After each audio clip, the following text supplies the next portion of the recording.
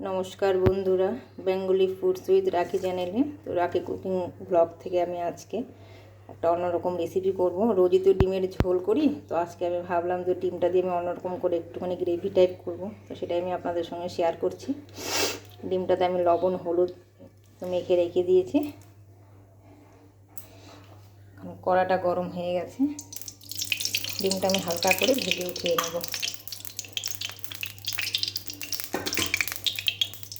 এগুলো হাঁসের ডিম।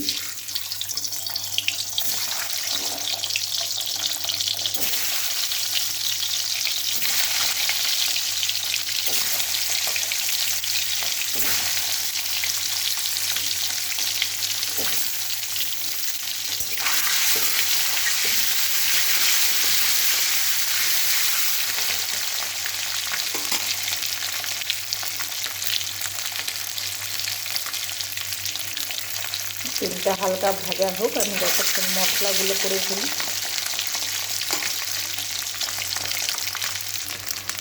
ডিমগুলো ভাজা হয়ে গেছে, ডিমগুলো আমি এখন উঠিয়ে নেব।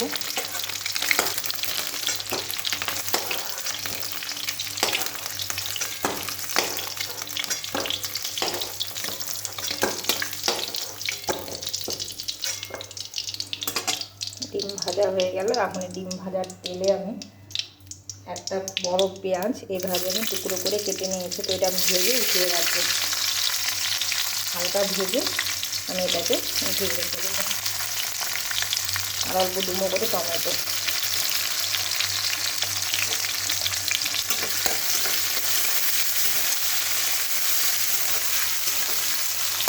হালকা ভাজা হোক এটা।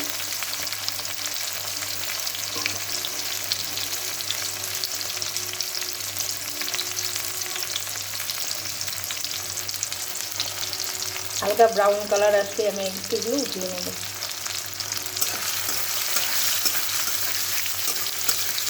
দেখি এভাবে করে আসতে কেমন লাগে। রোজ আমি ডিমের ঝোল খাওয়া হয়, ডিমের কারি, ডিমের ঝোল। তো আজকে ভাবলাম আমি এইভাবে করবো, দই দিয়ে।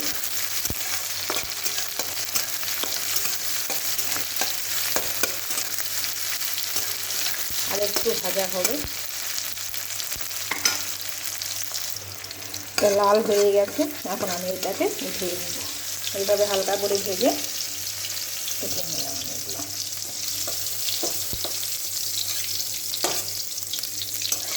এখন এই তেলের মধ্যে আমি ফোড়ন দিয়ে দেবো।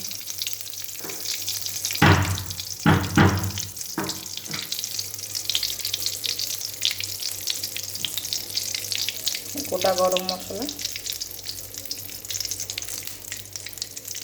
তেজপাতা,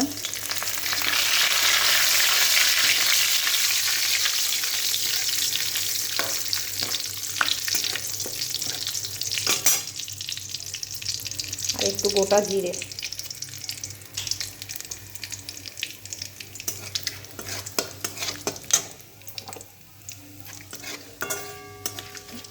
এটা হালকা লাল হয়ে আসবে ফোড়নটা। তারপর আমি এখানে কতগুলো পেঁয়াজ কুচিয়ে রেখেছিলাম, পেঁয়াজ কুচিগুলো দিয়ে দেবো।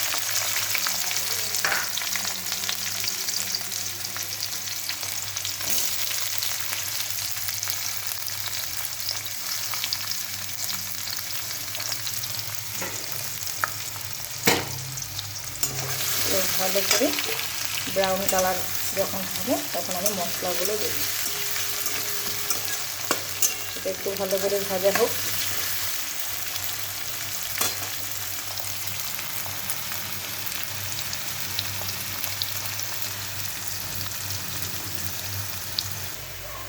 পেঁয়াজটা হালকা ব্রাউন হয়ে এসছে। এখন আমি এক এক করে মশলাগুলো দিয়ে দেব। এখানে আছে লঙ্কা বাটা, কাশ্মীরি লঙ্কার গুঁড়ো আপনারা দিতে চাইলে দিতে পারবেন, কালারটা লাল হবে, ভালো হবে দেখতে। তো আমি তো লঙ্কার গুঁড়ো ইউজ করি না। তো এখানে কাঁচা পাকা লঙ্কা এখানে বাটা, পেঁয়াজ বাটা একটা, বেশি না। এখানে হলো আদা বাটা আর অল্প রসুন বাটা। এগুলো আমি আগে দিয়ে দেবো।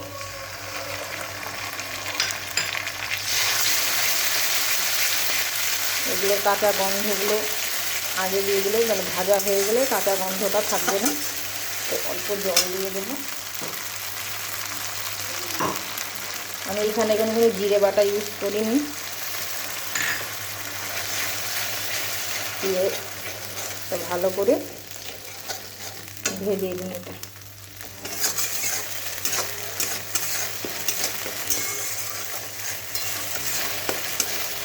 আদা রসুন লঙ্কা আর পেঁয়াজ,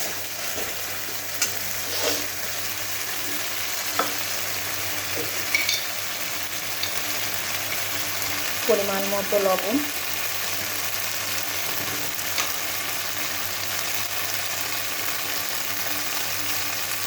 হলুদ,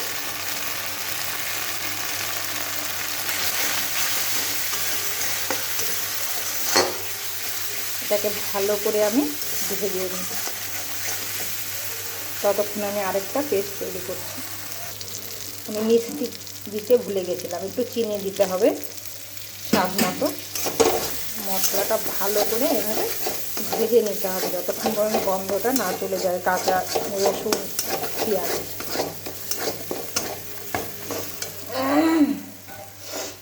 তো আমি এখানে একটা পেস্ট করে নেব। এটা এখানে আছে কাজু বাটা, 8-10টা কাজু বাটা,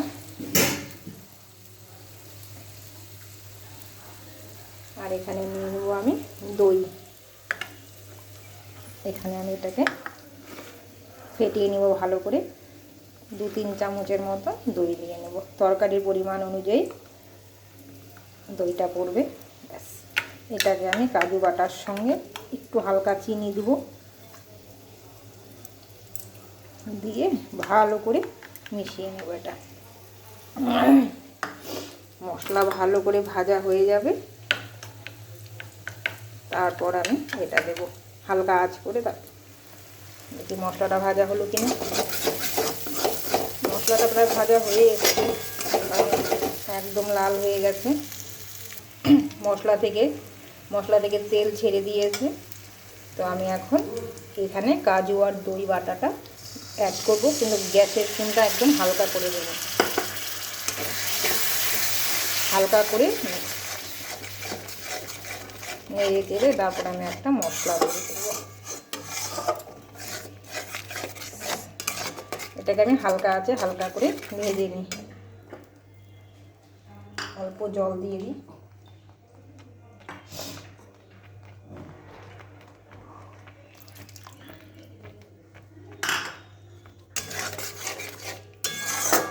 এটা থেকে তেল ছেড়ে আসবে, তারপর আমি মশলা করে নিয়েছিলাম। এই হলো মশলাটা।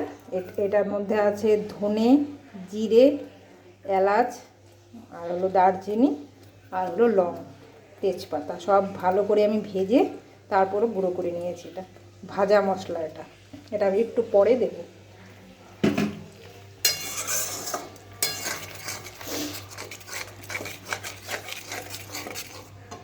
এটা থেকে তেল ছেড়ে আসুক, তারপর আমি ওই মশলাটা দিয়ে আর একটুখানি ভেজে নেব। এই দেখুন মশলা থেকে তেলটা আস্তে আস্তে ছেড়ে দিচ্ছে।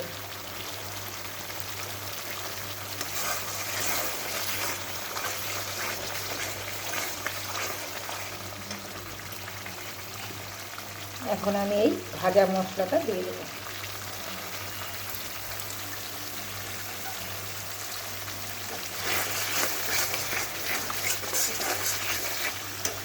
দিয়ে এখানে যে ডিম, পেঁয়াজ, টমেটো ভেজে রাখা ছিল সেটাও দিয়ে দিলাম। একটু ভালো করে কষিয়ে গরম জল বসিয়ে দিয়েছি, গরম জল দিয়ে দেবো। একটু অন্যরকম।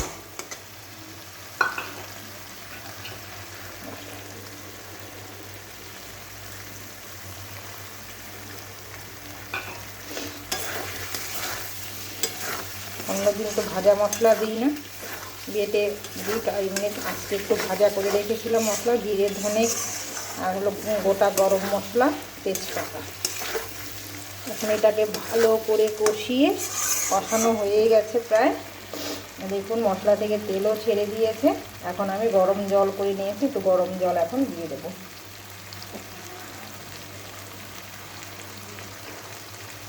এখন মশলা থেকে তেল ছেড়ে দিব। আমার মশলাটা ভালো করে ভাজাও হয়ে যাচ্ছে, নাহলে ভাজতে হবে না, কারণ পরেরটা তো আমি ভাজা মশলা দিয়েছি, বেশি ভাজারও দরকার নেই। গরম জল দিয়ে দিই। এখানে কিন্তু গরম জল ইউজ করতে হবে, কেননা তরকারিতে একটা ঝোল, মশলা টশলা সব হয়ে গেছে।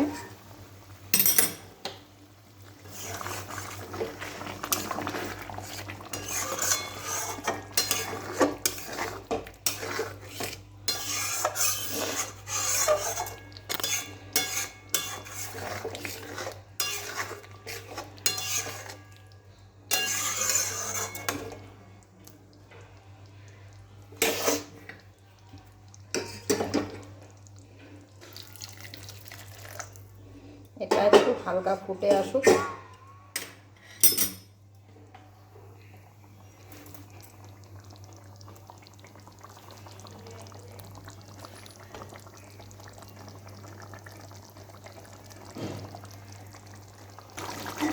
ভালো করে ফুটে এসছে, এখন একটু ঘি ছড়িয়ে নামিয়ে দেবো।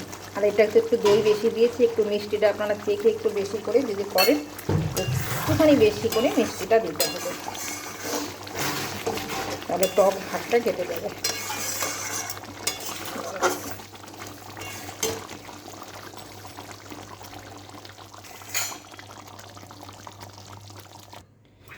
ডিমটা আমার রেডি হয়ে গেছে, আর এটার মধ্যে আমি শুধু ধনেপাতা ছড়িয়ে দিয়েছি, সেটা আমি আপনাদের দেখালাম না।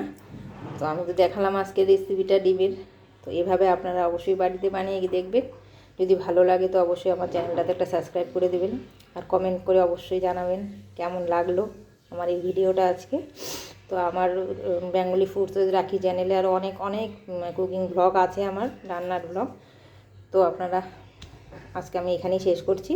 আপনারা সবাই ভালো থাকবেন, সুস্থ থাকবেন। আমি আবার আসবো অন্য দিন অন্য নতুন নতুন রেসিপি নিয়ে। নমস্কার।